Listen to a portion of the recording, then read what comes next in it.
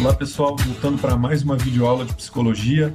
Hoje vamos falar sobre memória, esse processo psicológico cognitivo fundamental para o desenvolvimento das demais funções psicológicas superiores. E vamos começar novamente com o Luria, esse é autor da psicologia histórico-cultural chamado Alexander Luria. Ele diz o seguinte, que a memória permite o registro, a conservação e a reprodução de informações. Então, se ela permite o registro, a conservação e a reprodução de informações, obviamente ela vai receber da experiência psicológica humana, vai conservar essas informações e também vai permitir a reprodução no momento específico ou no momento adequado, necessário, a reprodução na memória, certo?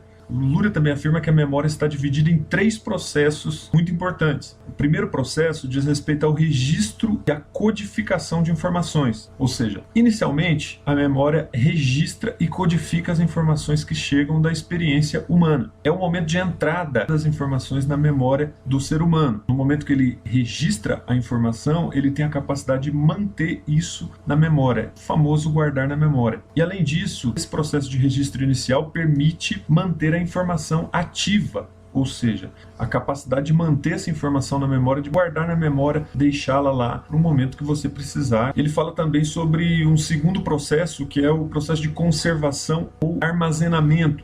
Esse processo de conservação ou armazenamento está relacionado basicamente com a manutenção da informação registrada pelo tempo necessário. Ou seja, isso faz com que aquilo fique registrado e ao mesmo tempo armazenado na memória do indivíduo para que no momento oportuno isso possa ser retomado. É por isso que existe o terceiro processo, o processo chamado reprodução ou evocação, que Luria destaca como um processo caracterizado pela recuperação da informação registrada e armazenada. Ou seja, é o momento que o indivíduo tem a possibilidade de trazer, de evocar, trazer a lembrança que estava guardada ali na sua memória. Esse terceiro processo, o processo de reprodução ou evocação, faz com que a memória seja fundamental para o desenvolvimento de outras funções psicológicas superiores, tais como a linguagem, o pensamento, dentre outras. Imagina, é impossível uma pessoa ter pensamento sem ter memória. E é impossível também uma pessoa se utilizar da linguagem sem a memória. Imagina, como a gente vai utilizar a linguagem se a gente não lembrar das palavras, por exemplo. Então, a memória é necessária para os demais processos psicológicos superiores. E nesse caso aqui de reprodução e evocação, ela é fundamental. Por quê? Porque é o momento que a gente traz a lembrança, a gente traz a memória, a gente evoca aquela informação que estava guardada, que estava registrada e armazenada, tá certo? Então o Luria deixa claro inicialmente esses 3 processos. Primeiro, processo de registro ou codificação. Segundo, conservação e armazenamento. E terceiro, reprodução ou evocação. Primeiro nós registramos na memória, depois nós conservamos, armazenamos e depois nós reproduzimos ou evocamos, trazemos a informação necessária para aquele momento da nossa vida, certo? O Luria também ressalta que a memória dá ao homem a possibilidade de acumular informações e operar com os vestígios da experiência anterior. Por que vestígios, Por que ele chama de vestígios? Porque, na verdade, são os rastros que as nossas experiências vão deixando. Toda experiência humana deixa seu rastro, fica guardado, obviamente, na memória. Essa experiência humana, se não fossem esses vestígios, ou se não fosse essa experiência guardada e acumulada, não seria possível de ser retomada, de ser evocada. Se o ser humano não pudesse trazer de novo suas experiências à mente, à memória, nós não poderíamos desenvolver a nossa história, porque nós simplesmente teríamos que recomeçar tudo do zero o tempo inteiro. Por isso que a memória dá ao homem essa possibilidade de acumular informações, e essas informações partem dos vestígios que a experiência vai deixando. Esses vestígios, obviamente, ficam acumulados na memória. Ele fala também que mesmo após o desaparecimento dos fenômenos que provocaram tais vestígios, eles continuam ainda sendo evocados. Por quê? Porque ficaram guardados na memória. Então, mesmo depois do desaparecimento dos fenômenos concreto em si,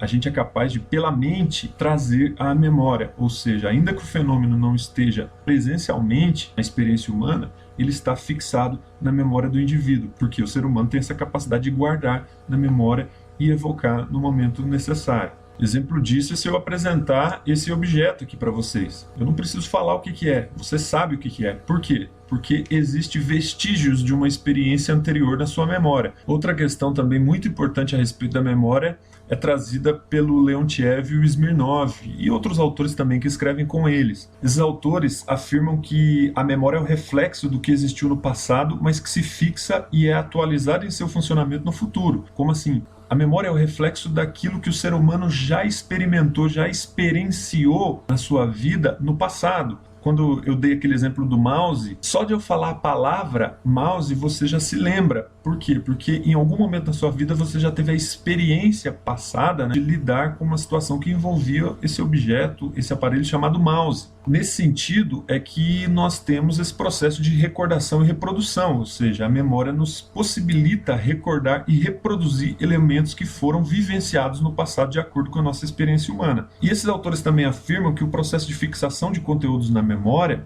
ocorre a partir de dois processos. Quais são eles? Primeiro, ocorre o processo de memória involuntária. Memória involuntária acontece basicamente a partir de uma memória automática. Você não se esforça para memorizar um determinado conteúdo. Por exemplo, aquelas músicas que grudam na cabeça da gente e que a gente nunca fez esforço nenhum para memorizá-las. Essas músicas, em geral, são repetidas tantas vezes na mídia e tudo mais, que acabam se fixando na nossa memória sem que a gente perceba. Ou seja, é uma memória involuntária. A gente grava, muitas vezes a gente consegue reproduzir, a gente consegue cantar algumas partes da música sem nunca ter parado para fazer qualquer esforço, né, para gravá-la na nossa mente. Isso vale também para várias situações, né, e fenômenos que acontecem no nosso dia a dia. A gente consegue decorar palavras, a gente decora nomes, rostos de pessoas, números de telefone, muitas vezes automaticamente de tanto lidar com aquilo. Isso é uma memória involuntária. Porém, o mais importante aqui é o que eles falam a respeito da memória voluntária, ou seja, da fixação voluntária na memória. Eles falam que para você fixar algo voluntariamente na memória, isso requer esforço, ou seja, demanda uma atitude ativa do indivíduo. Essa atitude ativa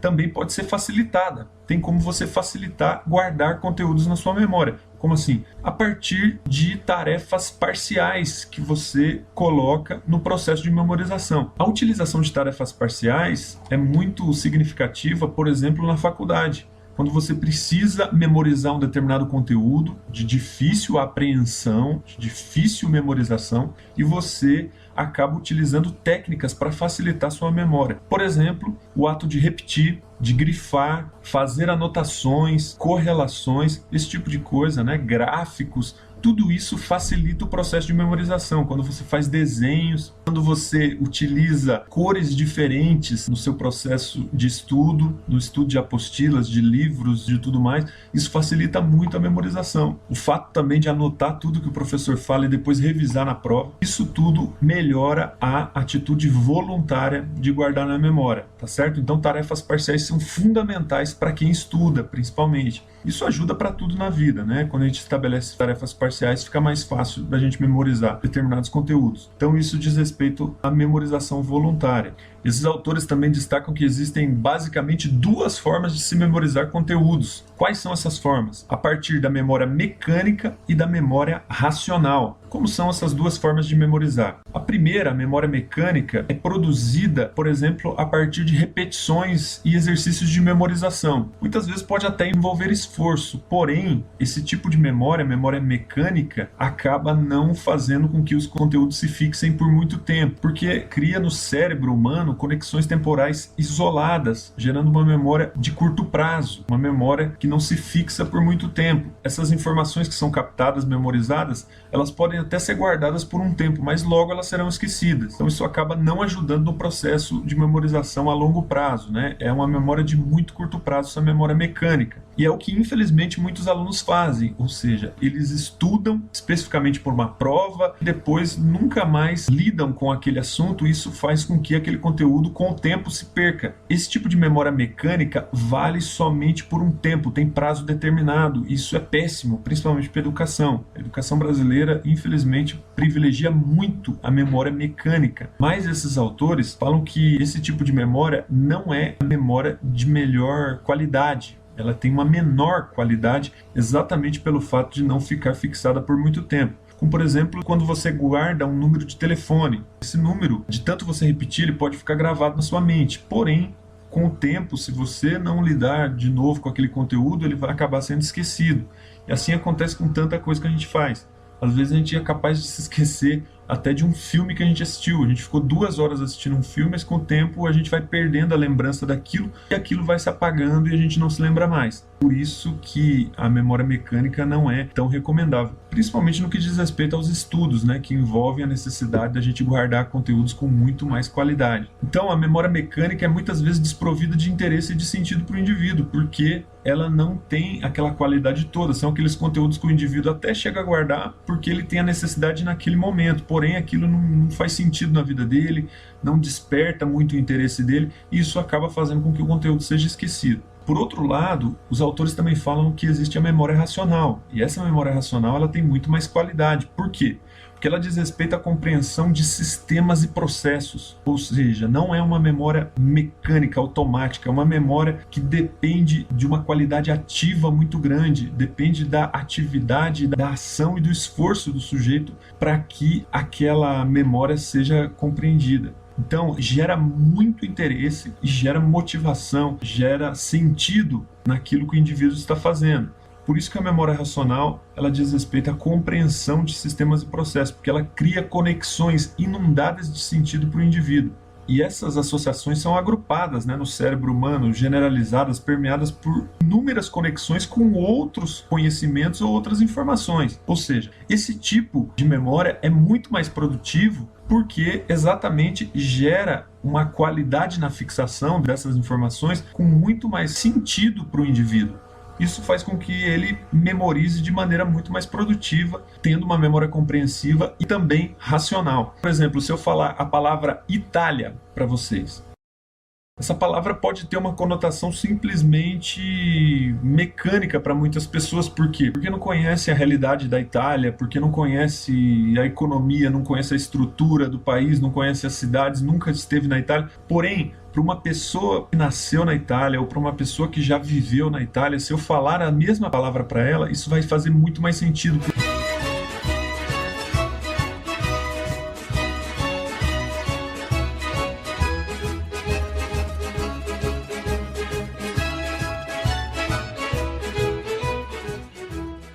Por quê? Porque é uma memória compreensiva, uma memória que vai trazer uma associação de ideias com as várias cidades que a pessoa talvez percorreu naquele lugar, com as experiências que ela teve naquele país e com as tradições que ela vivenciou, que ela experimentou naquele país. Tudo vai fazer muito sentido para ela, por isso que a memória é compreensiva, porque tem uma experiência prática relacionada a essa memória. Porém, a gente pode guardar muitos conceitos na nossa mente a partir da memória racional, mesmo que a gente não tenha experiência prática, mas isso vai demandar esforço. Para eu conhecer a Itália sem estar na Itália, eu tenho que conhecer através de livros, de revistas, de documentários, de filmes, de qualquer outra coisa que não a experiência prática. Obviamente que a experiência prática traz muito mais conteúdos vivenciais, o que faz com que a simples palavra tenha muito mais sentido na vida daquele indivíduo. É por isso que quando nós vamos estudar, nós temos que tentar gerar o máximo de experiência possível naquele estudo para que aquilo se fixe na nossa mente, na nossa memória. Portanto, a memória racional tem muito mais qualidade.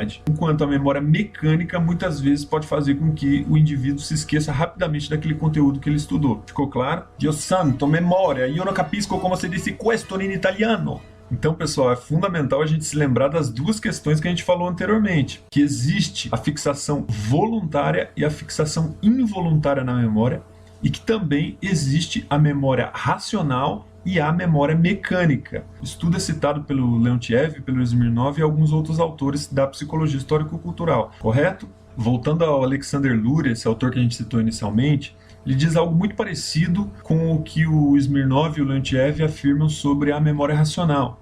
Segundo Luria, esse tipo de memória, racional é chamada de memória verbal associativa ou lógica, porque ela supera as formas básicas de memória, aquela memória sensorial, imediata e mecânica, e se constitui na modalidade mais importante, mais complexa e mais desenvolvida de memória no psiquismo humano. Então, para o Luria, essa memória de cunho mais racional seria uma memória verbal associativa e também uma memória lógica. E aí a gente chama atenção para a palavra associativa, porque é uma memória gerada por associações. ou seja, por fatos e experiências marcantes que não se resumem a um determinado conteúdo, mas a vários. Então, lembrando de novo, quando eu falei a palavra Itália, uma pessoa que tem várias associações, várias conexões nessa memória, né? Ele lembra do país, já esteve no país, já visitou várias cidades, ele vai ter uma memória muito mais completa do que quem nunca esteve naquele lugar. Por isso que a memória lógica, associativa ou verbal tem muito mais qualidade e intensidade do que uma memória mecânica. O Lurie ainda fala que essa memória verbal, lógica ou associativa também pode ser considerada como uma memória longa, uma memória expandida, traduzindo, uma memória de longo prazo. Essa memória de longo prazo, obviamente, tem esse nome porque a qualidade dela é muito mais intensa, é muito melhor do que a memória que ele chama de memória breve ou memória de curto prazo. A memória de curto prazo é a memória automática, a memória mecânica que a gente falou. Aquilo que o indivíduo grava, logo ele esquece, porque aquilo não tem qualidade, não tem associações com outros conhecimentos, com outras informações. Isso faz com que aquele conteúdo seja perdido muito rapidamente. Por isso que a memória breve diz respeito às atividades corriqueiras, às atividades cotidianas que o indivíduo produz no seu dia a dia. Você se lembra, por exemplo, do que talvez você comeu hoje no almoço, mas talvez você não se lembre do que comeu ontem, porque isso é uma atividade muito corriqueira. E isso faz com que a pessoa acabe se esquecendo muito rápido desses tipos de conteúdo. Já os vestígios de uma memória a longo prazo, de uma memória expandida, eles se formam e se fixam. Da memória breve, da memória de curto prazo, eles se fixam, mas não se consolidam,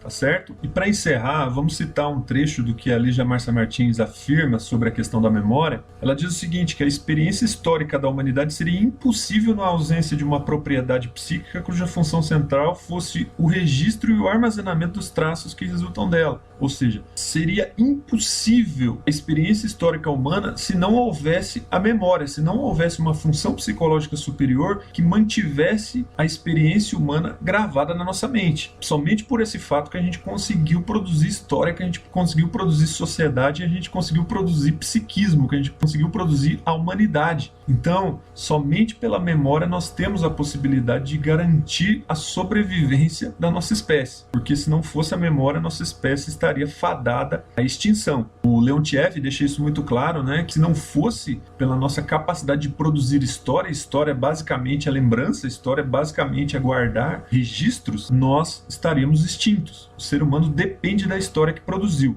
Imagine se todo o conhecimento que nós temos na humanidade fosse de uma hora para outra exterminado e nós não pudéssemos mais gravar na memória os conhecimentos que nós tivemos anteriormente. Isso seria um desastre. Se houvesse uma amnésia coletiva, a história humana estaria fadada ao fracasso e o ser humano desapareceria. Tá certo? Nós dependemos da nossa história, ou seja, nós dependemos da nossa memória. A memória é fundamental para a constituição psíquica e para a constituição social humana. Então, gente, terminando, isso deixa claro que essa função psicológica superior não é apenas resultado do processo sócio-histórico humano, mas também é corresponsável por ele. A memória não apenas é resultado do desenvolvimento do psiquismo humano, mas também é fundamental para o desenvolvimento do psiquismo humano. Tá certo? Espero que vocês tenham gostado dessa aula e até uma próxima. Tchau, tchau.